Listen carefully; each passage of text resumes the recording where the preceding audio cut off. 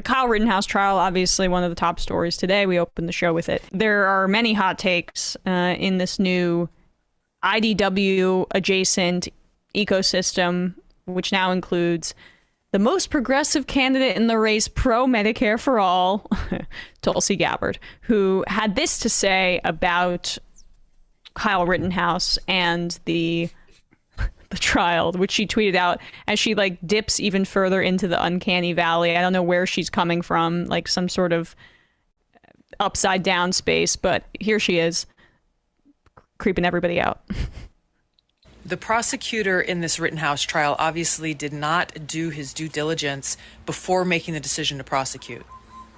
This tragedy never would have happened if the government had simply carried out its responsibilities to protect the safety, lives, and property of innocent people. Property. Right. Yeah, the emphasis on property is the same emphasis that Rittenhouse had when he actually went and killed those people. He wanted to protect property. That was his explicit desire. And it goes to show that, one, many of us, including Michael, including Matt, including myself, and Anna Kasparian, were right about her for quite a while. And also the fact that fascism, you can't be pro-fascist in India and anti-fascist in the United States. She has a record of supporting authoritarian crackdowns by governments, and she was able to be a bit more transient here in U.S. political spaces, but her politics are this. And so that's why she's able to appeal to the right so fluidly, because this is exactly, what her inclination is. Protect property. Oh, thank you. Most progressive candidate. Thank you so much, Tulsi. And it's retconning what happened last year into this thing that, as if like Trump just allowed the protests to get out of hand, as if they weren't organic protests aimed at like real issues this country's dealing with, that Tulsi does not speak to at all, because she'd rather put them down with, the troops or the cops, because she loves those people. I mean, I feel like anyone who caters to the far right, media sphere is having a difficult time now while pretending like they believe the Kyle Rittenhouse. Like, it proves that the law is, capable of delivering justice in a coherent way, while simultaneously arguing that the people who were storming the Capitol on January 6th deserve some kind of like special dispensation for like being confused.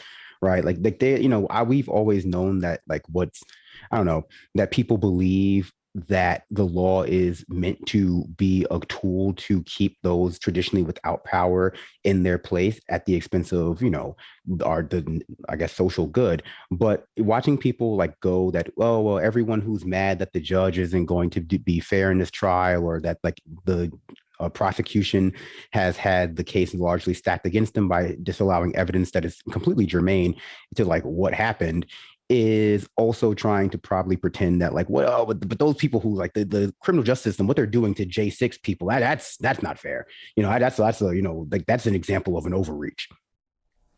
Right.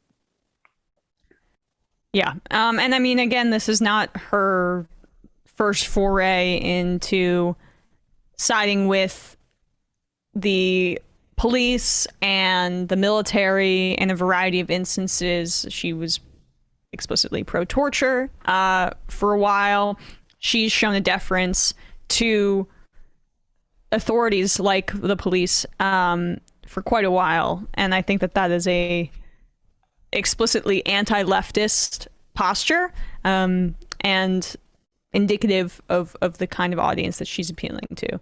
And you're seeing right now, by the way, Greenwald, that entire crowd parroting this very similar narrative about Kyle Rittenhouse that we're going to have to start combating.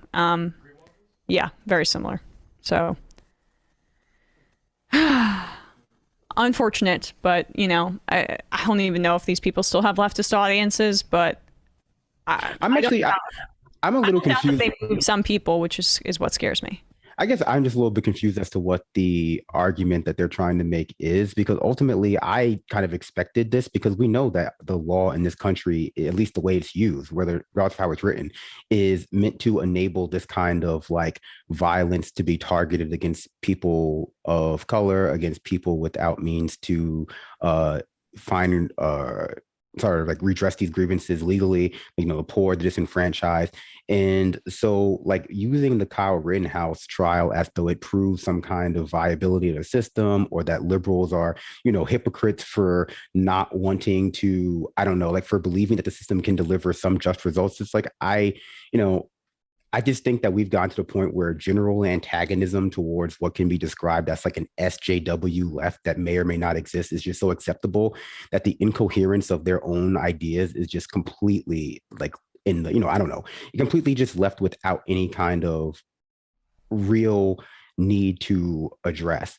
Like, I mean, if you think that Kyle Rittenhouse, this is not like a miscarriage of justice, or that our system is capable of delivering this justice, I would wonder. I mean, I thought Tulsi was like pro Julian Assange. I thought she was like pro Edward Snowden. Does she think that they should come back and become, should submit themselves to the American justice system in some real way? Do the people who are like defending our legal system now think that it's different? Or like, I'm just don't understand like how we get to this point where, people are just allowed to talk out of both sides of their mouth about what is essentially a system that is incapable of delivering any kind of real justice.